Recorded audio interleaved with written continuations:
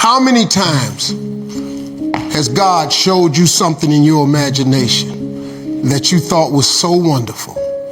And then you took it in there to your family and your friends and you shared it with them and they shot it down. You know why they shot it down? Because they couldn't see it. You know why they didn't see it? Because God ain't show it to them. He showed it to you. God put it in your imagination. He don't put it in other people's imagination.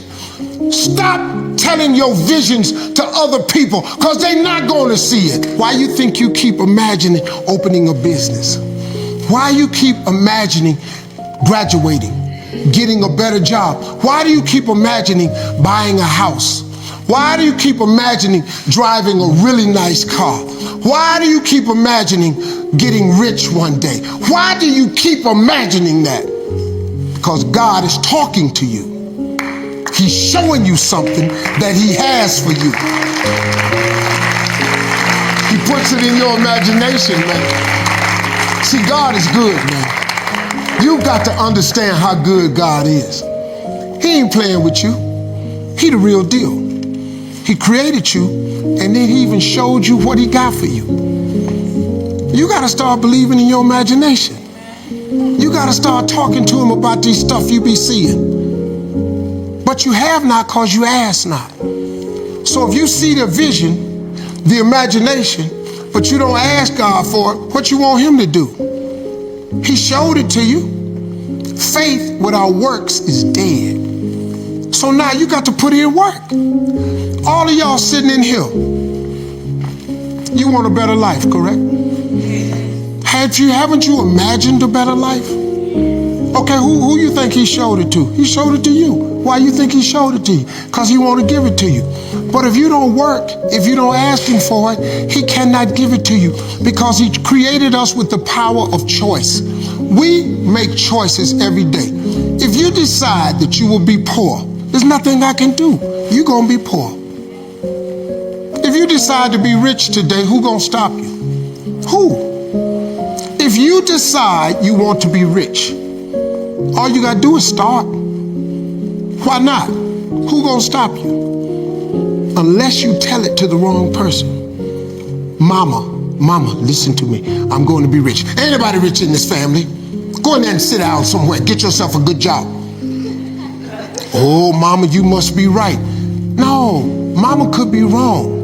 Because what you have in your imagination, God didn't show it to your mama. I'm sorry. He showed it to you.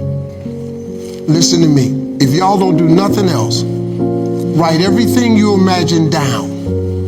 Write it all down. Pray about it and watch what happens. Watch what happens. Because let me tell you something. If God can fix me, you have no idea who you're looking at. You have no idea what I've done. You have no idea what I've been through. You wouldn't even talk to me if you knew what I had to do to be here. But God is in the forgiving business. God is in the get your life together business. God is in the turn it around business. God is in the saving business. God did all that for me. So I'm telling you right now, if God can fix Steve Harvey and turn him into this, I bet he can turn you into that. All right, thank you. If you want to kill a big dream, tell it to a small-minded person. I told everybody at 10 years old I was going to be on TV. I had a little problem when I said that. I had a severe stuttering problem. I could not talk outside of my house. I went to school, church, anywhere. I locked up. I couldn't go to the store. I just stuttered profusely, man. It was a horrible experience for me. So when I wrote on that paper, the assignment was write on a piece of paper what you want to be when you grow up. I'm 10. I wrote I want to be on TV. That was that faith, the belief in things that you cannot see. I ain't see no way I could be on TV, but I wrote it down. I didn't know no better. I'm 10. I wrote it down. Teacher called me to the front of the class. I thought I'm going to get me a gold star because she had everybody stand and read their paper and their name. She called me to the front. I'm thinking I'm going up here to get a gold star. I ain't never had one before. This must be, my answer must have been really good. I can't tell you how wrong I was. That lady didn't call me up there to give me no rose. She called me up there to humiliate me. And when I got up there, that lady lit into me. She said, why would you write something like this on your paper? First of all, why you call me up? You know I can't talk. You already know I can't talk. And she just said, why would you write something like this on your paper? And I'm standing there, I'm trying to get out. She said, who in this school ever been on TV? Who in your family ever been on TV? Who in this neighborhood ever been on TV? She said, look at you standing there, you can't even talk. How they gonna put somebody like you on TV? So every Christmas, I send her a flat screen TV.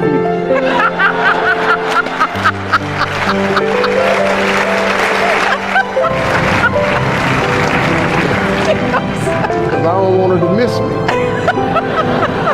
I want her to see what God had done for me. Listen, man, like I told all my kids have a college education. I told them all, I don't care what you get a degree in. Until you follow your dream and connect it to your gift, you'll never be happy. You'll never be happy, man. I just gotta tell you, you got to chase that dream before you die, man. You should go and live your dream. Just go see. God puts your real life in your imagination. That's where your real life ain't in your present circumstance. Your real life is not in your current situation. Your real life is not in your paycheck. Your real life, he tucks it away in your imagination. Albert Einstein said, imagination is everything. It's a preview to life's coming attractions. Everything you imagine is a preview to a coming attraction. Once you understand that and quit looking at your imagination as hocus pocus, it opens up a wide range of things and possibilities. And God puts your real life in your imagination. Listen to me. This is serious what I'm telling you. Don't you think it's nothing else. Imagination is everything. It's the preview to life's coming attractions. That simply means everything that's in your imagination is a preview of a coming attraction that God has for you. That's why he puts it in your imagination. That's why when you tell your imagination to the wrong people, it don't go nowhere. You ever had something you thought was a brilliant idea and you took it in there to your family and your loved ones and they shot it down? You know why they shot it down? Because they couldn't see it. Because God didn't put it in their imagination. He put it in your imagination. If you want to kill a big dream, tell it to a small-minded person. I'm gonna die like that. It'll just die. I walked in that house, man, and told everybody I was quitting my job to go be a comedian. Everybody in that house shot that down. My ex-wife shot it down. Her mother-in-law shot it down. My mama shot it down. All my friends shot it down. My brothers and sisters shot it down. Don't you quit your job, go be no comedian. You can't make no money telling no jokes like that. It's 1985. Who you think you are? If I had listened to them, I wouldn't even be here today. But I didn't listen because it was evidently clear to me. God had put it in my imagination that one day I would be on stage. That was an old song that the Temptations had. It was written by Donny Hathaway, and it's called A Song for You. And one of the stanzas in the song I used to sing as a little boy. I've acted out my life on stages with 10,000 people watching, and we are alone, and I'm singing this song for you. I used to always imagine myself in front of 10,000 people. Man, I'm one of the original kings of comedy, man. You know how many people I done been in front of? I done told jokes in front of 44,000 people before. But if I had listened to my mother, who was saved and a Christian and a Sunday school teacher, if I had listened to her, I wouldn't have quit my job. All my brothers, everybody told me, you can't go be no comedian. I left anyway. I won amateur night on October 8th, 1985, I won $50. I went to work the next day, October 9th, 1985, quit my job. Everybody in my neighborhood called me a fool. I send planes, pick all of them up, take them to shows. All of them. All of them. Follow your dreams. You got a diploma. Diplomas are pieces of paper that sit on walls. After you get a diploma, real life starts. You gotta chase your dreams, man. I don't really give a what your paper says. If it ain't what you dreaming of doing, plus that paper's kind of deceptive anyway. And I always thought it was messed up that you ask a kid at 18-year-old to declare what he wants to be for the rest of his life.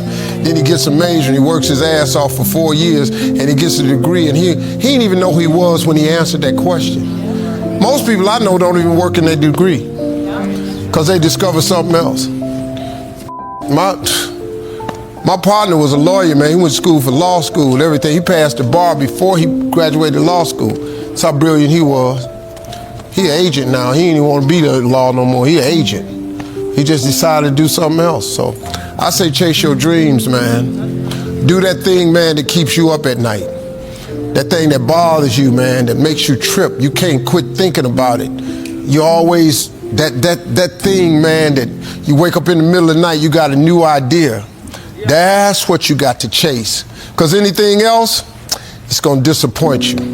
You're going to forever be sad, man. If you don't chase that dream, you're going to forever be miserable, man. Bishop Jakes was talking one day on a podcast. I heard him talking. He said, I would hate to die and never do the thing I was born to do. That's a sad thing, man. That people they never chase because you got jobs and stuff and you listening to other people. I would, man, if I hadn't chased my dream, I wouldn't be here. If I listened to my mother and father, I'd have been a construction worker, just like my brothers. Boy, this the work we do, we Harveys. I was out there on that bridge with that tar mop in my hand, swabbing that tar on them cracks on the freeway. I was thinking the whole time, I got to get the out of here. This is not what I'm dreaming of. I was never dreaming of that. I had a dream, man, a little kid, I want to be on TV. Some crazy shit in the 60s to sit up and say you want to be on TV. It was unheard of, man. But it's all I had. So, you know, I would chase that dream, not that diploma. You got the diploma, it signifies that you have the ability to complete a task very well. And it's some, you know, if you want to be a doctor, lawyer, you got to get a degree. Come on now. But what if you made that decision when you was 18, you want to be something else? You know, you want to go be a writer, go be a writer. I mean, you know, I could tell you, it's a sad way to make a living is something you don't enjoy doing. You're going to do that till you're 65, then you're going to retire, then they're going to give you a third of what you can't live on anyway. That's the plan. They'll give you a gold watch, a turkey, and 1/3 of what you're having a hard time living on now. Nah, I would go chase that dream, see what God got for me. Probably better than what you had in mind anyway.